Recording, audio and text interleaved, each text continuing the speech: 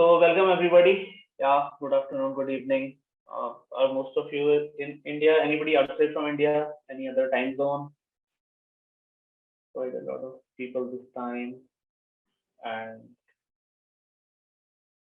hmm, anybody outside of India?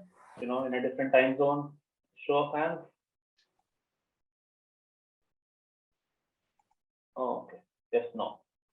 Good. So yeah, mostly good evening for everybody in that case. As you all know, we are back with our third edition of the Hug this year. Um, Let me also look at some of the poll data. Let's see how many of you have attended.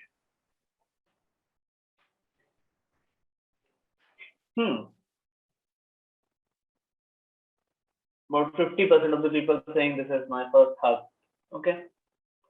Okay, so let's start from there in that case. A hug is a HubSpot user group event. It's a community for people who use HubSpot, and this is a global community. We organize this event. In fact, let me go one step back. Who am I? I am Abhinav. I am your hug leader. So HubSpot, runs these HubSpot user groups across the globe in about 160, 170 hubs across the globe. Three out of them are based out of India. I lead one of them, and this is based on a some process that one has to apply, and one has to be a HubSpot user, and one has to be running communities in order to grow the HubSpot user base, and not just user base, actually get all people who use HubSpot, get them together, brainstorm ideas, think of new things, help each other out, and that's the whole idea of a community. So since I see about 50% of you are attending a hub for the first time, so the concept is has been running for a lot of years. I think this is our third year. Yeah, all this COVID and lockdown has, probably lost some timeline there, but yeah, this is our third year. Every year we host, four hug events. Pre-COVID, this obviously used to be, the offline event. Now we do it online. I think this is our 10th or 11th event, probably, given that we do four a year. Every 3 months we'll do one, right? So that's a little bit of context for what a hug event is. Uh, so what the obviously when we did offline, we had more options. We could do a talk or a session, and then we could have a lot of Q&A after that, because people could wait, hang around, have tea, coffee, and all of those things. But online, everybody has Zoom fatigue, so we try to limit it within 1 hour. So the idea is that we will talk, we will share some best practices, and on today's topic we will talk about APM. But in general, we will have some about 10-15 minutes at the end of the talk to be able to answer and discuss anything around HubSpot that we want to discuss, right? So that's the idea. That's how we do these hug events. And last time we were discussing about HubSpot integrations, and this time around we are talking about the ABM practices that are prevalent in the market right now. And as an agency, what all we have been doing, some of those learnings we'll also be sharing, right? So yeah, I mean that's where we are. Let me just quickly end this poll also. And yeah, just in case anybody wants to look at data, most of us are marketers here. I think that topic requires you to be more on the marketing side. So yeah, that's there. Okay, so most people, again, less than a year since you've been using HubSpot. Quite a few people, or maybe a couple of people with more than 5 years. Yeah, so all good mix of people. They're mostly selling to other businesses. So yeah, again, you're right in the right place. And this is my first event. 52% people saying. Yeah, 2 people saying 10 plus. Nice. So you can, since it has gone online, just to share that, since it has gone online, you can also attend hugs for other cities now. It's not, it's no more a limit that you cannot hug for other cities, other countries, whatever you want to attend, right? So all those things have been, possible now. So feel free to, attend these. Okay. So that's about it. I think that's a good introduction probably about Hug. If you want to, know more, feel free to write your questions in the chat, or even in fact, we moved to Zoom from the, platform that HubSpot was providing, because this allows us to, see each other. Please feel free to, switch on your videos. Actually, it will be nice if you can switch on your videos. It's really good to connect at a human level, if not at a physical connection, but at least, the other thing is that please feel free to unmute and ask questions. If the topic is, if the talk is going on, you can drop in the chat. We'll take it at the end, or else, right now, we'll be taking, we'll have some certain, breaks or minutes, change over. So in that space also, you can, ask these questions. So feel free to, do that. Yeah. Just before we begin, quickly, anything anybody wants to ask? Oh, Sunita, hi, good to see you again. I'm just looking at that in case there are any other questions here. Some known faces, so obviously good to see some of you coming back. Okay, I guess no questions right now. So let us just dive into the topic. Today's topic is ABM, account-based marketing. Yeah, in standard hygiene, you will get a recording. A lot of people just sign up to be able to get the recording later on. But obviously, it is better to attend it live, because then you can have, your brain running when things are being discussed, and you can learn from each other's questions as well on the fly. And obviously, you can ask questions also, right? So, but yeah, anyway, the recording will be there. In case you want to share it with your team, please feel free to do that later on. Today's speakers are Suma and Nilanjana. So both of us, so all of us, all three of us work at a company called Nextway. Nextway leads is a HubSpot, Diamond Solutions partner, one of the leading partners from India and across the globe. We provide services around HubSpot and beyond that, around marketing in general, digital marketing, so to say. And in today's topic, because Suma and Nilanjana are two key people who've been, running the ABM practice in India, I thought it would be a good idea to, let them share what they have learned and what they want to share with all of you, and how you can implement HubSpot when you're, implementing an ABM strategy at your place. So I think, yeah, that's about it. Suma, Nilanjana, I guess over to you. Yeah. Thank you so much. Thanks, Abhinav. Hi, everybody. Welcome to the third hub of the year. So today we are going to talk about a really, really ambitious topic. And the first time we suggested it, the team was like, how can you do a 1 hour hub event on ABM? I mean, it's simply impossible. But I think we've got to try somewhere. So that's why Nilanjana and I said, okay, let's take a crack at it and go ahead and try something here. So while we know that it is a complex and really, ambitious of us to actually do this, but let's get started. And, if you would like, we could probably have successive other hug events on the same topic, going into more details and all of that. But today we will try and cover as much as we can. So I think I would like to start with the, some base, I would like to lay the ground for everybody here. But I want before I start, I want to do a good quick shout out to the 3%, 10% of salespeople who are on this call, because account-based marketing, while it talks about marketing, it's really about sales. So the 3 people who are brave enough to have joined a marketing event, kudos to you guys, and we welcome you, because you're the people who are actually going to drive this, and the marketer is going to do the execution, but the sales provides all the input. So thank you for joining here. And yes, 87% of you are B2B, so the rest of you may not find it terribly useful unless you have you are looking at your consumers are really spending a lot on you. Then you could probably look at each consumer as an account, but largely account-based marketing is a B2B play. So account-based marketing, as my slide says here, it's a methodology in which the sales and marketing teams align closely. They'll go after a limited set of accounts that are most valuable to the business. That's the strategy. That's the whole game here, that you go after a limited set of accounts. So the couple of things that I want to quickly touch base on is sales and marketing teams alignment. I mean, this is a term that you will keep hearing left, right, and center anytime you touch the topic account-based marketing. The entire account-based marketing campaign hinges on this. How closely is your sales and marketing team aligned? As a marketer, you cannot go up to the sales guy and say, listen, I gave you the lead and here's the engagement metrics, now you go and sell. Nor can the sales guy come back to the marketing team and say, but I didn't want you to, look after this account. I wanted you to go after that account. This account has gone cold. Now I want you to look at that account. That's not how it works.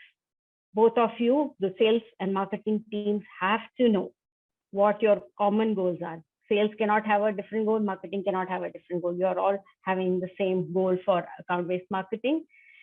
You both agree that this is the list of targeted accounts that we are going after. This is the same list. Sales has the same list. Marketing has the same list. And not only that, both sales and marketing teams have to have the same understanding of each account. It can't be that sales has a completely different view of the account, marketing has a completely different view of the account, which is why the sales and marketing alignment is talked about so often in account-based marketing. If you get this right, then you're well positioned for success in ABM. And the other part is the limited set of accounts. You cannot say that I'm going to do ABM on 1,000 accounts. It is not going to work. You do not have the resources for it. Nobody has the resources for that.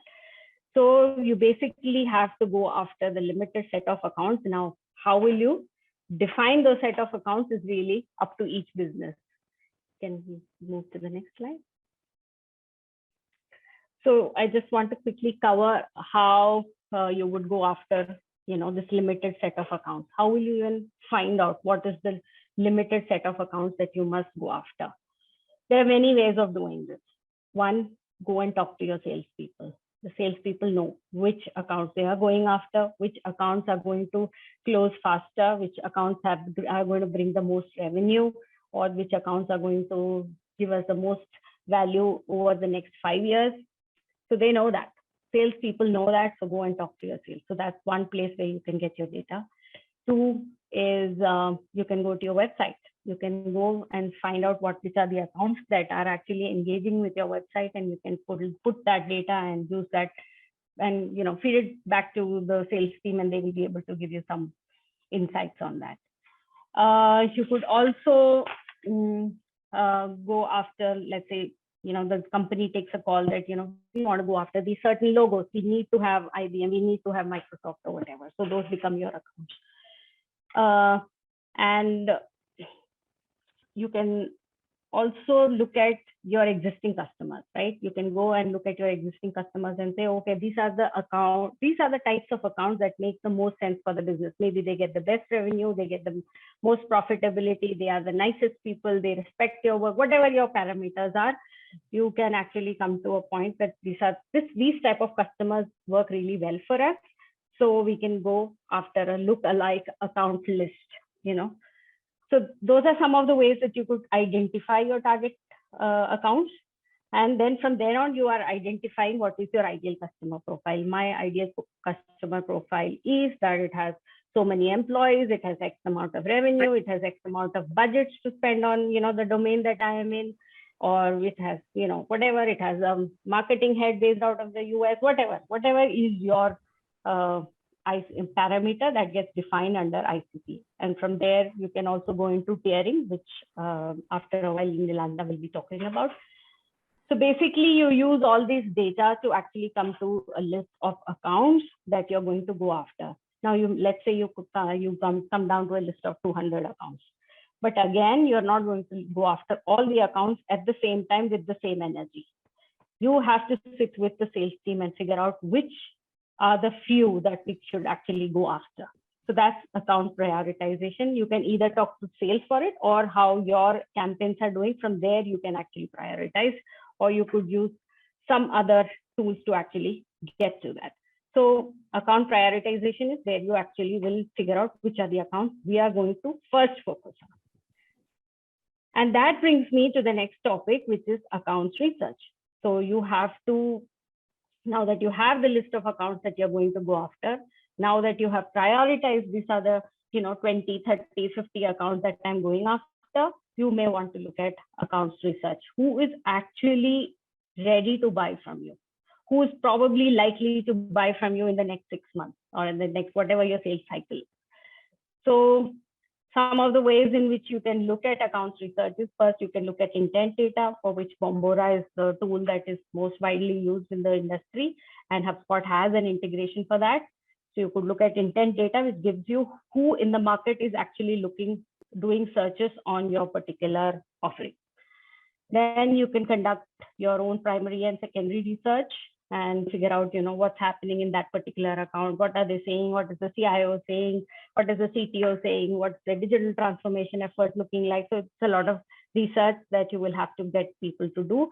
And from there, you will identify, okay, here is where I can fit my offering, because if they have a need for it. Of course, then the other part is you will get input from sales. They're talking to people in that account, so they have real information on what is actually happening inside that company. Then you would also get down to the people research. Who are the people that you're going to be targeting here? Because account-based marketing is never about targeting one persona. You're usually looking at a buying committee. And so you will probably be at, at any point in time, you must be targeting 3 to 4 personas: CIO, CDO, CTO, maybe the CFO, maybe the procurement, maybe the business head, many people you may be. So you will probably need to do some research on the type of people that you will be also targeting. Then eventually you will come into some organization charts that, this person reports into that person. So this guy is an influencer, that one's decision maker, this one's a blocker, or things like that, and that you can actually have it into HubSpot also using integrations like Orchart Hub. So those are some of the ways that you could actually keep the team updated and on the same page about the information you have on an account. And from then on, now Nilanjana will take over and talk about how it's to be set up in HubSpot. Okay, thanks Suma for setting up the story. Hello everyone. I think on the poll at the beginning, I didn't mark this as my first hug because it's not, but it's definitely my first hug as a speaker. So I think there should be like a disclaimer. There's going to be a lot of changing of screens, and as I said, first hug as a speaker. So any goof ups, please excuse. So, okay, so now that Suma has set up the story, that we have sort of let's say figured out who the accounts are that we are going after, and sort of after we figure that out, we've done our ICP research, we've done the account research, we've figured out, okay, these 100 are the accounts that we're going after.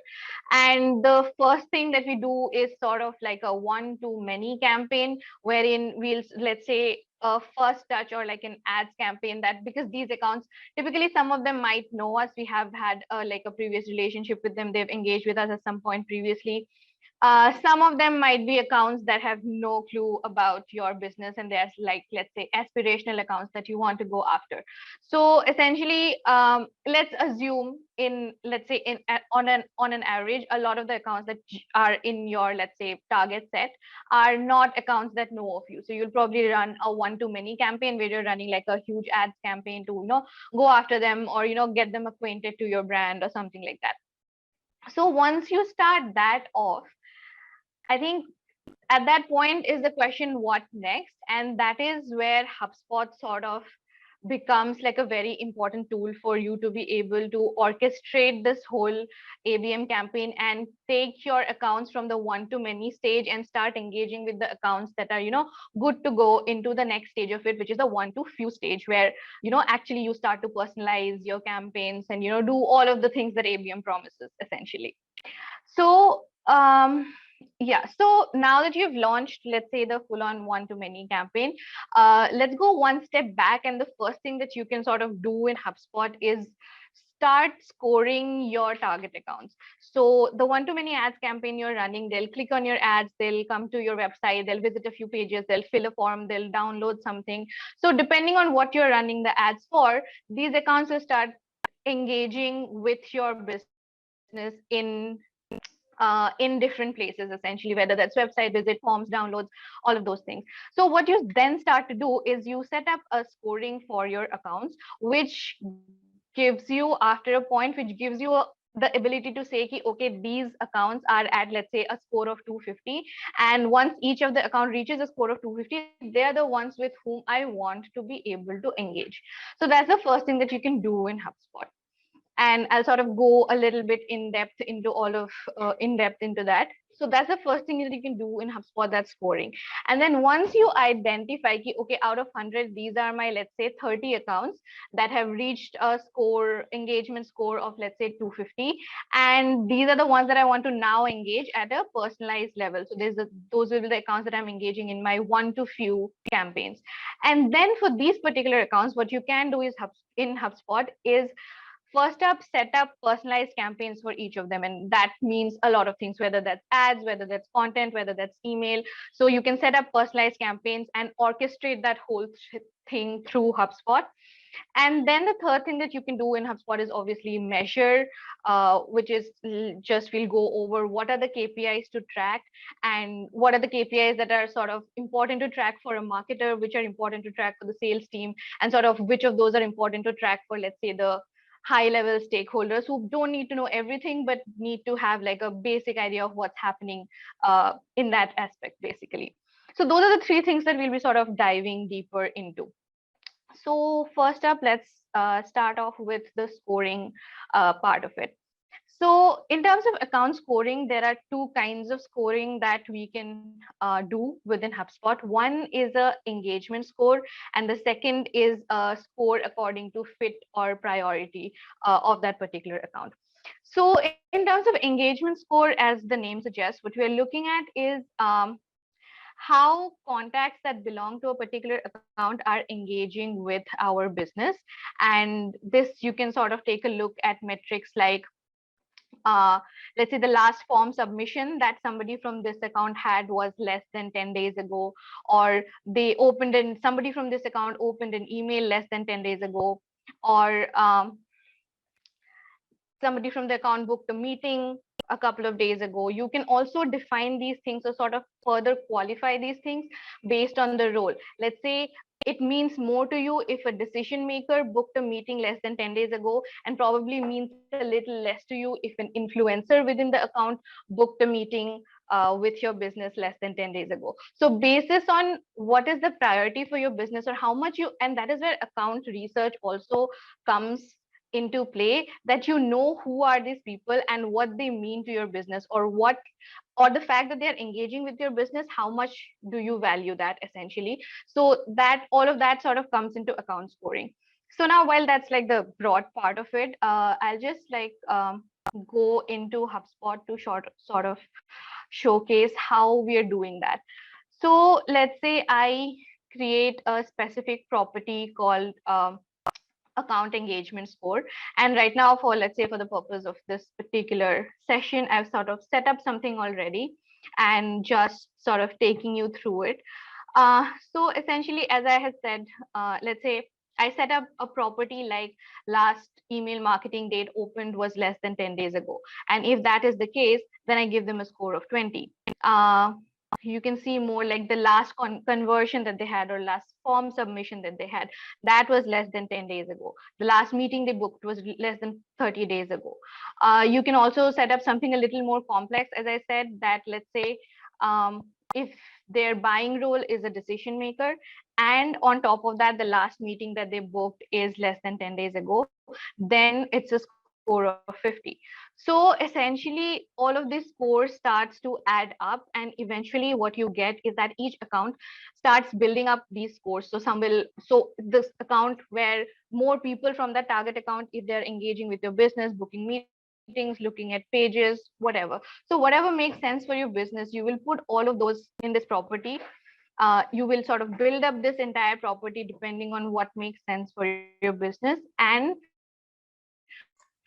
once that is in place, HubSpot will start to score your accounts, and you can sort of, set a limit saying ki once an account reaches 250, or let's say once the account score reaches 200, 300, I am good to sort of start engaging with this account one-on-one or in a more personalized manner, because they have proven through their engagement that they're really interested in your business. So that's essentially, let's say, one part of it. That's the engagement scoring part of it. The other kind of scoring that you can do, and I'm not going into full screen right now because I have to come back really quickly. So the other kind of scoring that you can also do is a fit or priority based scoring. So just the way we set up a engagement score, in a very similar manner, you can set up a new score that is based on how fit the account is for you to engage. So let's say if your sales team defines that, let's say the aviation industry right now is priority for us. So if an account, so let's say you set up a scoring that says if industry equal to aviation, then you give them a score of 50, and if industry equal to something else, you give them a score of 30 or 40 or whatever. Let's say sales defines a priority geography, or sales defines a annual revenue cap. So, and they say these are the ones that we want to prioritize or want to engage with. So similar, on a similar manner, you can build another HubSpot score that, you know, takes all of these items into account and builds a score like that. Alternatively, what you can also do is that HubSpot offers a account tier property, which you can use. And let's say you can set up a workflow for that. Let's say if certain accounts meet specific criteria, they get allotted into certain account tiers essentially. So let's say, for example, I've set up this example workflow. So let's say the company name is known. So you know a company, the company name is known, and you've set up, let's say, if then branches that says if industry is aviation, airlines, accounting, and their revenue is greater than $500,000, you will put them into tier 1. And if the industry is biotech, broadcast media, whatever, and it's lesser than or equal to this, and annual revenue is something, you will put them into tier 2. Anything else you will put into tier 3. So if you set up something like this, you can set up a workflow that says, okay, I will set the, if this criteria is met, I will set the customer profile tier to tier 1. If the second criteria is met, I'll set it to tier 2 and stuff like that. So essentially what starts building up is that HubSpot automatically starts classifying your accounts into tier 1, tier 2, tier 3 based on whatever the inputs or information you have given, basically based on your priorities. So once that starts to happen, once you have these two scores in place, let's say, I'm sorry, I clicked the wrong button. Yep. So yeah, so once you have these two scores in place, you can sort of take a call, and these two scores can play off of each other in order to give you your set of accounts that you want to engage in a one to few campaign. So you can say like a combined sort of a qualification criteria that says if my score engagement score is, let's say, 250, and my priority or fit score is, let's say, some other number. If both these criteria are met, then I'm ready to sort of engage with those accounts on a one to few level. So that's how you get your get to your core of which are from your big list of target accounts. You did some research, you brought them down to 100 that you want to go after, and then you did the scoring and priority fit within HubSpot to get them down to a very specific number that you can, humanly possibly deal with in terms of personalization. Because the stage that comes next is content, and that is where a lot of ABM sort of tends to fall apart, because you think you will personalize everything, but essentially not a lot of companies will have the, let's say, manpower or even the capability to start building personalized content for hundreds of accounts. So the first thing that you have to do is narrow it down to the accounts that are A, really interested in you, and B, you really want to go after. So the fact that you want to go after them is sort of, taken care of because you did an ICP and they are in your ICP and stuff like that. But the second part of it, that they are actually interested in you, that gets taken care of by the engagement scoring and stuff like that. So once both these criteria are met, you have like a very small set of key accounts that you're sort of ready to go after and can actually then engage with content. So, and I think, Suma, if there are any questions coming in, you can let me know, or we can take them in the end. But yeah, so then the next step that we come to is content strategy. So in ABM, we say personalization is everything, but how do you personalize? Do you personalize based on what? So a couple of different things that you can sort of look at in terms of personalization is you segment these final set of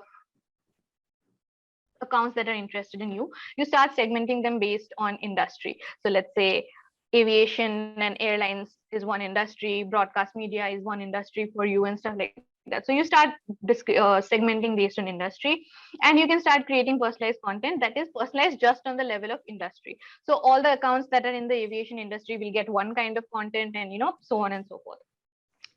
You can also start personalizing content for different accounts. So let's say if your one to few accounts is boiled down to, let's say, 10 key accounts that you're going after.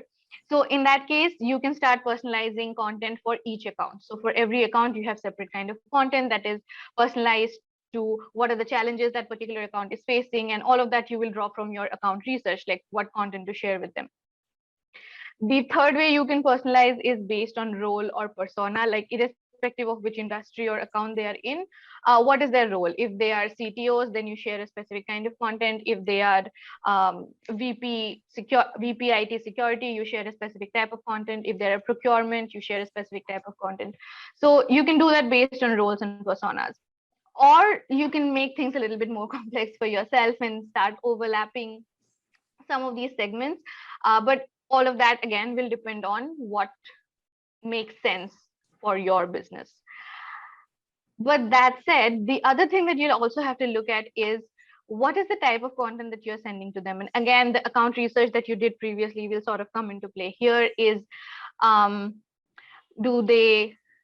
is it the kind of account where you can send ebooks and case studies and they will sort of get value from that? Is that the kind of account where videos and podcasts and webinars are going to be sort of more a better way of sharing the information that you want to share? Do you want to do events, collaterals, actual physical collaterals, books, gifts, custom products, something like that? So all of those formats are there for you to sort of take a look at and take a call on as to what makes most sense for the accounts that you're going after. But the one pro tip probably that we can share with you is think of content in very modular terms, because there is a lot of content to be created. And obviously for, if let's say you're segmenting based on industry, or you're doing a more complex segmenting based on each persona in each different industry gets different content. So that's like a very high level of personalization. If you start to build content for each of these segments from scratch, it's just never going to get over, and it's going to be all over the place. So what we sort of realized was you can do modular content. So let's say what I mean by modular content is that you can it's like Lego blocks that you can pick and choose what you want to do. So let's say first you prepare your content based on personas. Let's say you've prepared content for the decision maker role, and you've prepared a set of content uh, for the for the execution, or for the influencer type role. So you prepare these two set of content. Now you can start modularizing it based on the industry. So let's say the content stays the same, content piece stays the same, but you will maybe change up the introduction to the content piece based on which industry you are sending. So you will write let's say you have three different industries, so you'll write three different intros and put it into the content for the same persona for three different industries. Or you can change out the examples based on the industry that you want to send it to. So in this way you can just sort of create different versions of very specific portions, and then plug and play it into different kinds of content to help you push out, or create more content and more valuable content and more personalized content. But that's on the content strategy part. Getting into HubSpot, I think that is where a lot of that game also happens. See, how do you personalize it on HubSpot? So the first thing that you can do to personalize your campaigns on HubSpot is the smart content functionality. Essentially, you build a list of how you want to segment your audience, whether that's by industry, by account, by persona, all of that. We would say try to keep the list clean with minimal amount of overlap or complications as much as possible. Then you choose the portions of your landing page that you want to sort of personalize for each of your list. And then you can do that using the smart content feature. So let me just show an example here. So let's say this is a landing page that we have, and I can have, so this is some service that we are, this is, let's say this is a service that we want to sell, and this is a landing page for that. And I want to personalize this page based on the persona. So who, depending on whether it's decision maker coming to the page or an influencer coming to the page or stuff like that. So what I do is I set up smart rules for this particular section. So if you can see, I choose this section. There is a smart rules here. I've already set something up, so I'm just I have said that different content will show up based on which list the visitor is a member of. So let's say if the visitor is labeled as a decision maker, he will be shown different content. If he is influencer, he'll be shown different content. And you can add more such rules to this essentially. Now, once you have set this up, you can go and edit your page. So let's say right now you're looking what a default person would see. You can go to this drop down and say ki, content label. So what will the decision maker see? So once this reloads, you will see that, this is essentially okay. So a decision maker will see this particular message. If I'm going to influencer, I'm sorry, you have to slow down for my system a little bit today. If you go to as an influencer, then you can see that they will be able to see a different kind of message. So yeah, see the message sort of changes here. And I have to deal with my typos as well. So the message sort of changes here, and you can see that the influencer will see a different sort of message. And similarly, if we go into what was the other one? If you go into a champion, they will see a different sort of a message. And this is just for what you are able to change on the banner of the page itself. If you go forward on the page, every single section, every single content section within HubSpot, every single content, I think somebody is not on mute. Okay. So yeah, as I was saying, every single content section within HubSpot has the smart rule capability.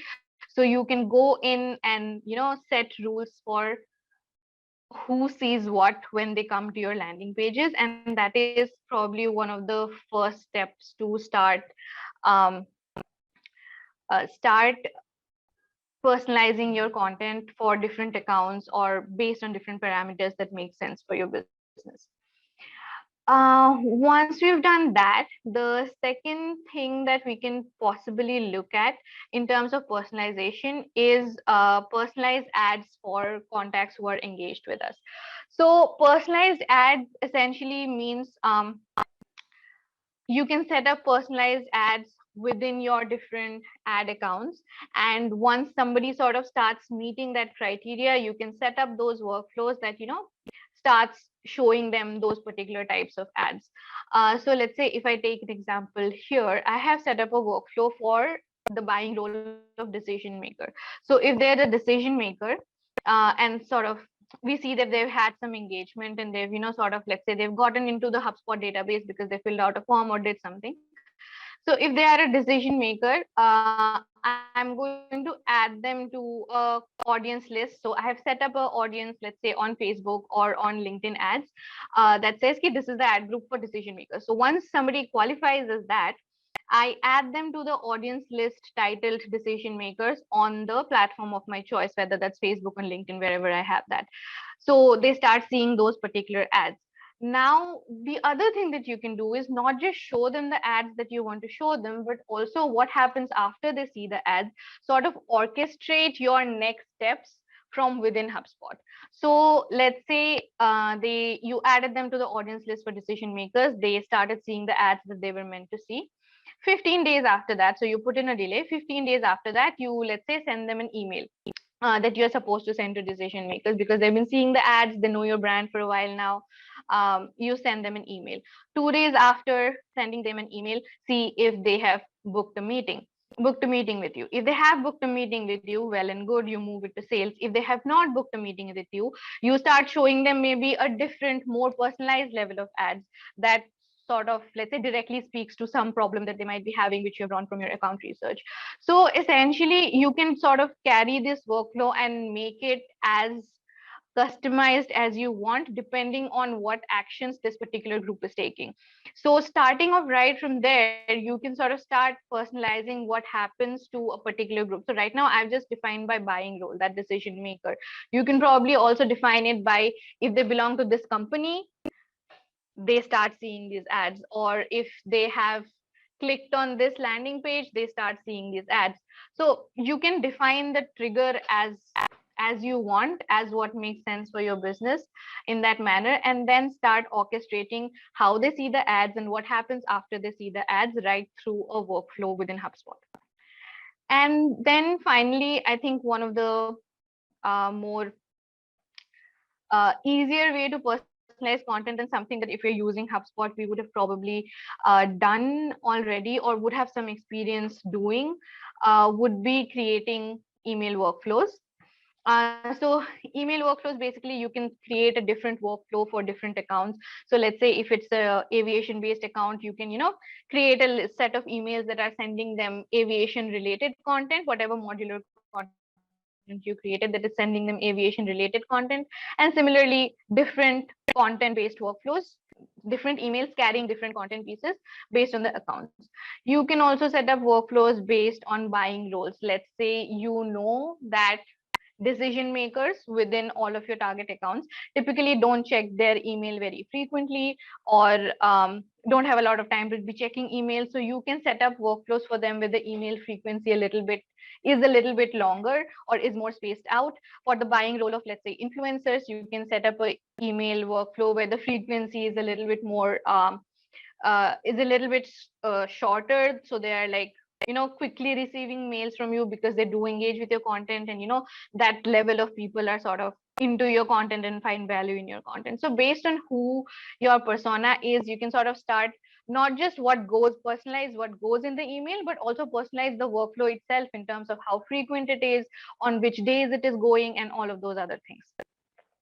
So, and then again, if again, you'll be looking at what makes most sense for your business. Yeah. So you'll be looking at what makes most sense for your business, and then sort of go from there if you want to, have a more complex level of personalization within your emails as well. So with that, I think we come to like a closure of what is the level of content personalization that we can do. And sort of just to go over that once, you can personalize your landing pages. So who sees what when they land on a particular page, and you're giving them information that's pertaining to their buying role or pertaining to their industry. You can personalize what kinds of ads they see, and then what happens after they see the ads. So you can do some amount of omni-channel personalization and orchestration from using HubSpot. And you can personalize the kind of emails that you send to them, and the email workflow itself can be personalized to who you're sending it to. So those are some of the parts around personalization. And then now we come to the thing that's probably key for most marketers. If you don't show it, you have not done it, there's no improvement without measurement. All of those adages that are true for marketing sort of come into play now, which is tracking the KPIs. So what is it that you track? And is it necessary for every stakeholder to know everything that's going on in ABM campaigns? And I think most marketers and salespeople would know that probably the higher up. Ouais, c'est bon. Ok, ben, je t'envoie une invite. Ok, vers 11h demain. D'accord, ça marche. Parfait. Okay. Okay. So yeah, as I was saying, mostly most marketers and salespeople would know that everybody doesn't need to know everything. You would probably present a very succinct view of what's happening in your ABM, or how much progress you're making in terms of ABM to, let's say, the C-suite level people within your organization. People who are actually doing the thing, let's say marketing managers or sales managers, would probably need a more in-depth breakdown of what is happening within the ABM campaign, so that you can plan better, you can make changes as required. So not everybody needs to know everything, and I think that is something that HubSpot sort of also realizes, and gives you the ability to create different kinds of dashboards for different people.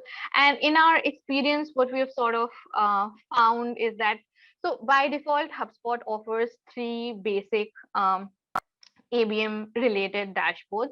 So if I were to just possibly go into reports, and let's say if I'm looking at creating a new dashboard, I just wanted to sort of give a view of where we find all of that. If you go into target accounts here, so we are in reports, create a new dashboard. If you go into target accounts here, you will see three different kinds of dashboards. One is full ABM account-based marketing, one is target account landscape, the other is target account overview. So these are the three by default HubSpot provides these dashboards. And I think each of these dashboards has about 7 to 8 ready-made reports that you can look into. And I think between all of them, they pretty much cover everything that you would want to sort of know and track within HubSpot. That said, we sort of also looked at what we find best for what level of stakeholders. So first up, there is the target account landscape dashboard, which is good for C-suite decision makers. So your CMO, CEO, head of sales, people who just want an overview of what is happening. So this dashboard will give them an overall account health and let them know, how important each of the accounts is and how well each of the important accounts are doing. So in the account will show what tiers so this dashboard will sort of show what tiers they fall into, like each of the target accounts that you have, how many fall into which tier 1, tier 2. It will give you a look at, let's say, the engagement score of each particular account. So we set up the engagement scoring property, right? And now is the time within this reports to start tracking that or seeing how much engagement each of the account has. And then I think some of the other reports that sort of make sense within this target account dashboard is looking at the accounts by how much annual revenue they have, looking at the accounts by at what deal stage they are, and what is the active deal amount they would probably bring in. Some of the examples or sample report that we've sort of set up here is, let's say, the target account landscape, where we say, so by default, HubSpot gives you around 7 to 8 reports here. But something that we find very helpful is to look at, have this report on this dashboard definitely by revenue, looking at what tiers they fall in. So let's say right now on our demo account, we don't have it, let's say, tiered by a lot of things.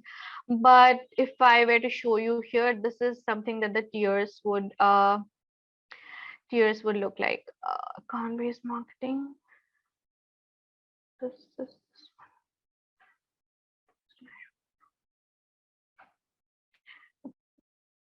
I probably need to have something. Okay. Give me a minute. Let me just find the template tiering reporting that we have in place. Yeah. So yeah, something like this, where we had that workflow, where we had this particular workflow where we said we are segmenting people into tier 1, tier 2 to see fit.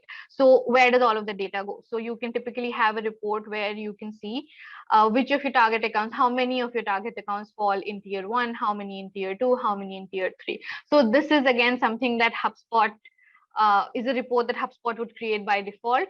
So if you have that workflow in place, HubSpot will automatically start categorizing how many accounts you have in each of the tiers, essentially. So then you have the tier-based info, you have the annual revenue-based info, and you will have info based on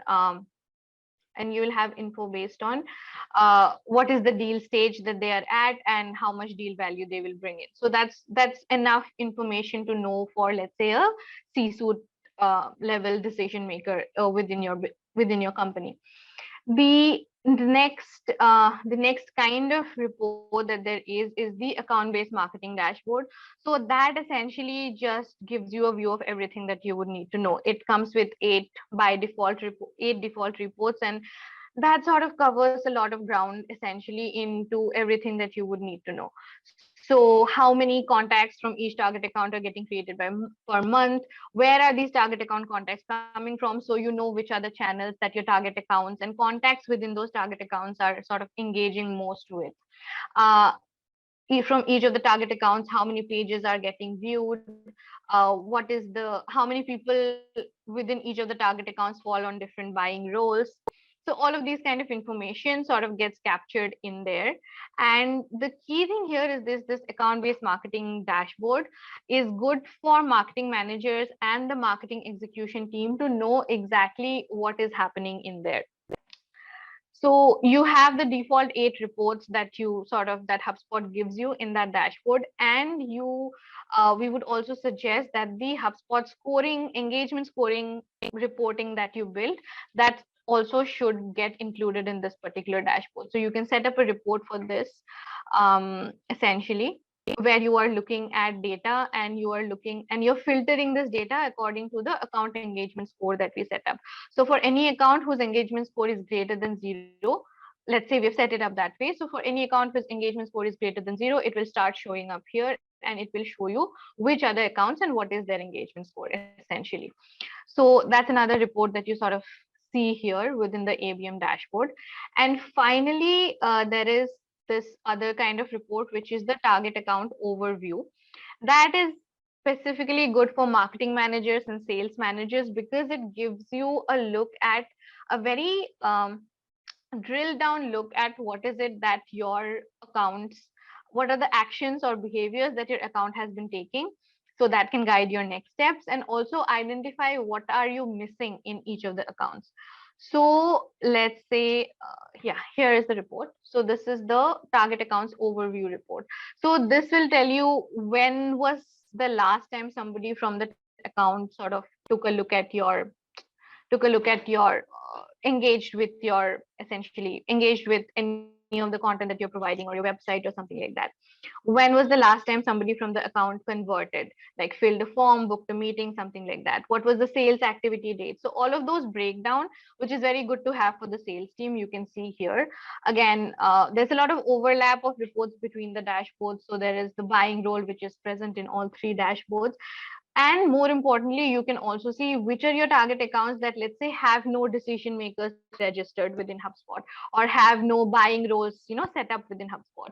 So that basically becomes an indication for you to tell your team, okay, we need to either do more research to see, do we actually not have any buying roles assigned to them, or decision makers from this particular accounts are not engaging, so maybe we should do something for them, or run a campaign for them, or find some way to get them into the fold, essentially. So yeah, so essentially there are 3 reports within HubSpot that are there by default, 3 dashboards by default, and they have a lot of reports that they offer. So that, in conjunction with, let's say, some of the custom reports that you want to build out, would be between these 3 dashboards, essentially would cover everything that you sort of need to track or put in place or have visibility into in terms of your ABM efforts. So yeah, I think with that, I've come to the end of everything that I have to say or my end of the story. Now at this point, if there are any questions, maybe me and Suma can help answer, or however, now it's up to you guys.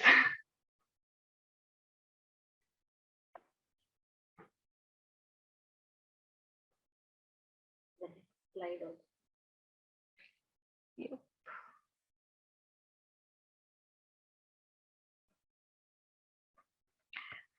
Yeah, so essentially, while we have said a lot of things about how to orchestrate the whole ABM thing within HubSpot, there is obviously a base level of expertise with HubSpot that is required to start getting all of these things in place. So once this whole presentation was shared with you, we have, wherever we have used specific HubSpot functionalities, we have put the links to how to use those functionalities. But I think this is probably what is going to be more valuable, is if you look at whatever HubSpot themselves have to offer in terms of ABM, whether that's getting started with ABM or a account planning template, which sort of is very handy in the beginning stages where you're starting to do your account research and narrow that down. So all of these resources are will get you going on how to get started with ABM within HubSpot. And then the rest of the more tactical knowledge is something that you can sort of look at and use the rest of the PPT and the recording for once you actually get into those things.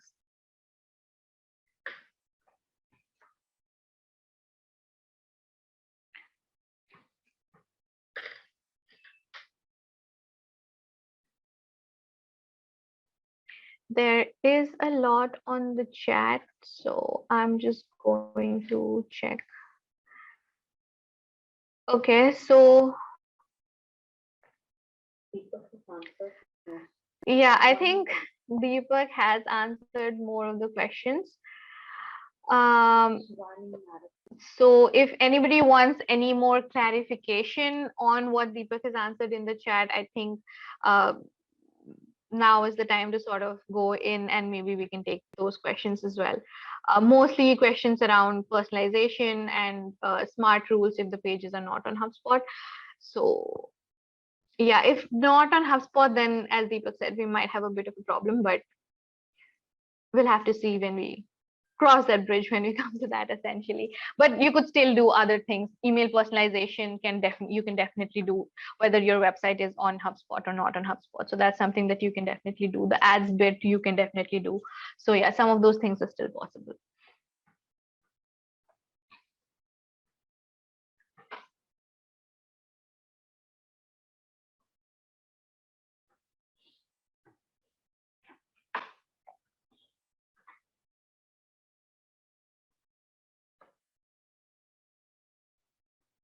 Probably no questions. Everybody understood everything. Good show. Or the other way around. Or the other. Sure. Let's just go Yeah. with people understood everything. Because there were a few questions in the chat which which Deepak answered already. Right. So assuming there are no more questions, I believe then. Yeah. So Also, we are just in time. we just in time. Okay. Yeah, I think that's a good thing. Suma, if you would like to maybe bring the story all around, I think it got a little too technical up till this point. So if you would like to bring the story around.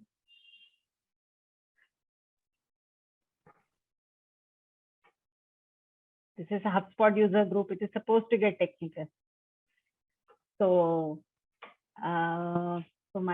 so I think the overall story is that yes, account-based marketing is great for businesses which are selling high value items over a sales cycle, which is longer than 3 months, more in terms of 6 to 9 months or about that, and they have a buying committee to address.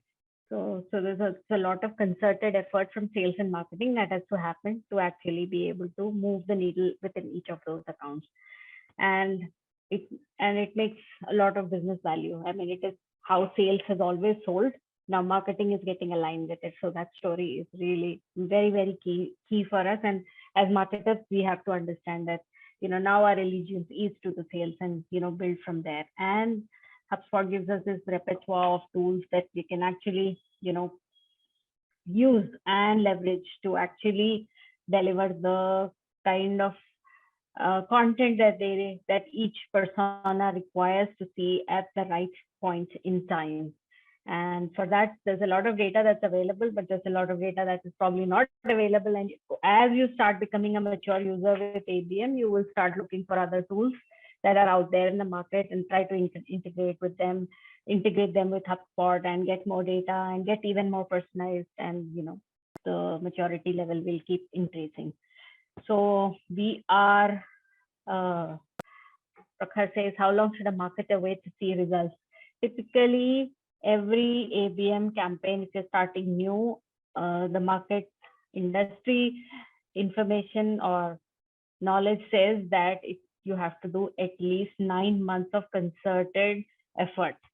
Okay, you can't say that the sales guy didn't show up for the meeting, marketing guy did not come up for the meeting. Once you have solved all those things and you've started your campaigns, wait for 9 months to actually see the results. So it's a marathon. ABM cannot be seen as something that will bring you results tomorrow or 3 months from now. As it is, you have a sales cycle which is 6+ months, so don't expect anything faster than that. But industry trends say that it is 9 months at least to see the results.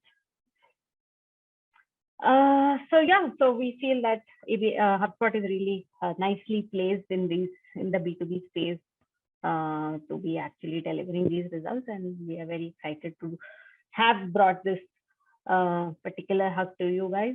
and let us know if it is, valuable to you, and if you would like more on these, we will be happy to come back and, do more with.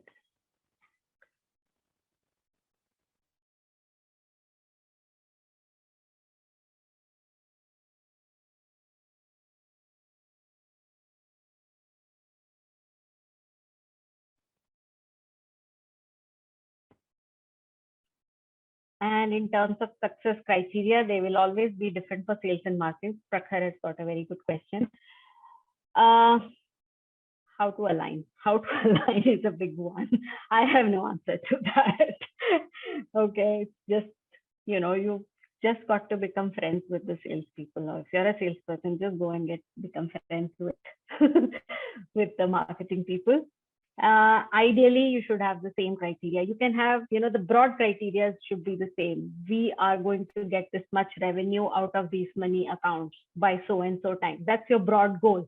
And that's the same for sales, and that's the same for marketing. Now, within sales, you can say that, so many accounts should have got closed with so many months, and marketing may say that so many accounts, prior to the closing, 6 months before that, so many should have got engaged. So it's like a deal velocity that has to happen. So first, marketing gets you that velocity, and then the sales pipeline gets that velocity, and then, then you are delivering the eventual revenue.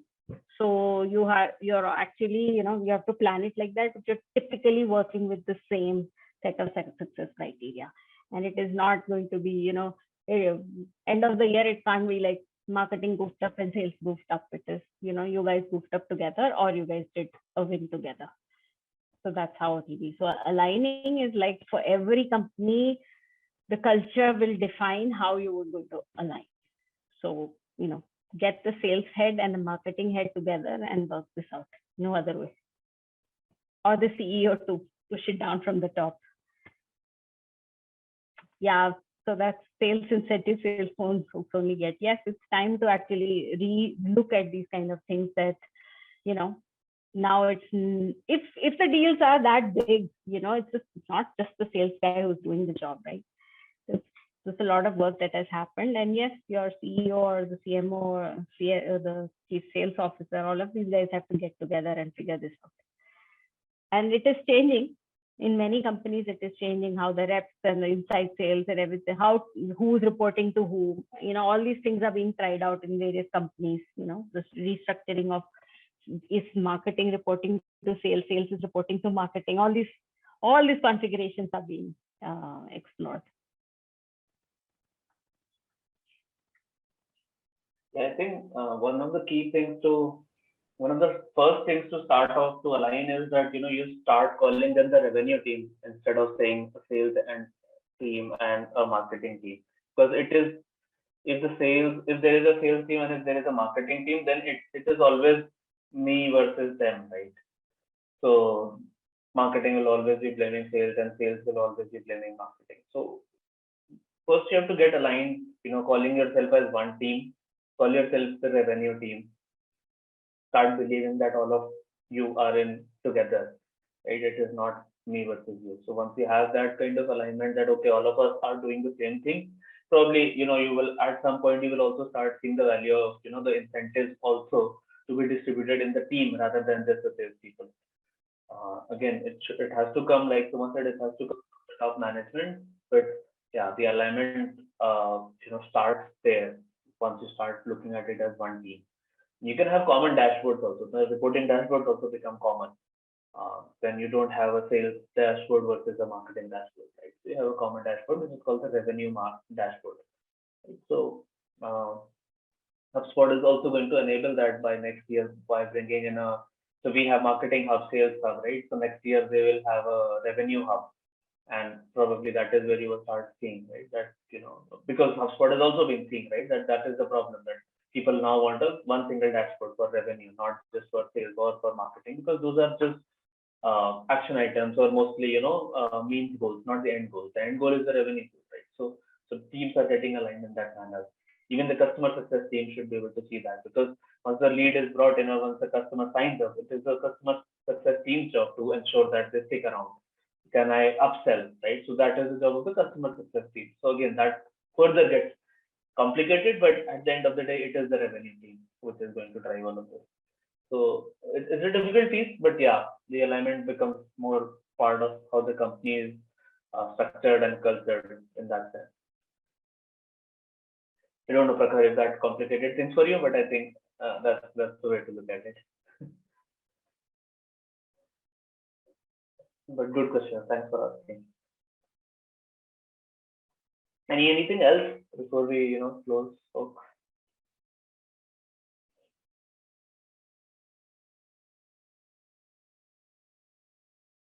Is there any training to get job in HubSpot? Sorry, Martin. The job that you have to go to HubSpot website and apply. They have a pretty rigorous interview. I think 7-8 interviews they do before they hire anybody. Difficult. And India, HubSpot does not have an office right now. So yeah. Anyway, how do we hire people? We hire basically looking at their HubSpot knowledge a lot, but in general, what is their business acumen? What is their marketing and sales focus, whatever role they are in. We also do tests in the interviews. We give use cases to solve for the person in the on HubSpot. People have to solve that. How are they thinking? All of those things we do eventually to be able to hire people.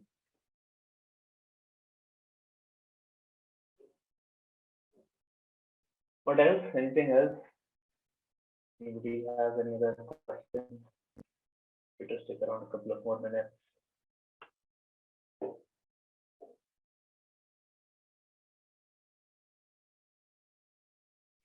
Okay, cool. So assuming there are no more questions. So with that, thank you, Suma. Thank you, Nilanjana. I am guessing people have learned something. At least I did. So thanks for that. Okay, most people are also saying that it was helpful or very helpful. Between that covers the 100% of the audience. So okay, we're good. With that, thank you so much. Thank you, everybody. Thank you for joining today. We will be back in November.